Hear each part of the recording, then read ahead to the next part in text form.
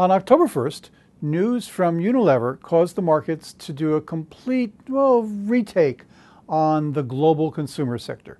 What Unilever said was that because of slowing growth in emerging markets and because of falling emerging market currencies, down 10, 15% against the dollar and the euro, that they were going to show less than expected sales growth in the third quarter, the one that ended at the end of September.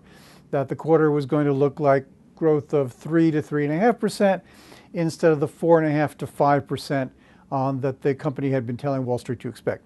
So the stock fell, 2.5%, 3%. But the thing is that this is interestingly reevaluative, if you will, because the assumption has been that global exposure was not going to be that big a deal.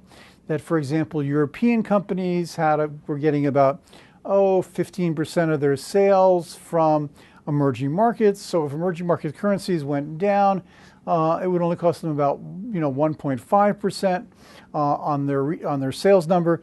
Not a huge deal. The difference, of course, is that the market, after the Unilever announcement, has had to recognize that some of the stocks that have been its big favorites in the global consumer sector, because they had expanded so heavily into emerging markets, have a lot more exposure than just 10 or 15%. Unilever, for example, gets about 57% of its sales from emerging markets. So for those companies, this is a much bigger deal. So what you got after the Unilever announcement was a reevaluation of companies like SAB Miller, the big brewing company, which gets about 25% of its sales from South Africa and Colombia, or Nestle, which has been really, really aggressive about moving into these markets too. The thing that's really interesting is you're seeing a sell-off in these stocks, about 1.5%, 2% on the news, and I think they'll continue to go down probably through earnings season. This might be one of those things where they're going to go down until you actually get the news, so maybe buy on the news. But what you're getting here is a kind of short-term view which says the exposure to these economies, which were the things that we wanted to see these companies doing. What was valuable to us about these companies was their exposure to these markets.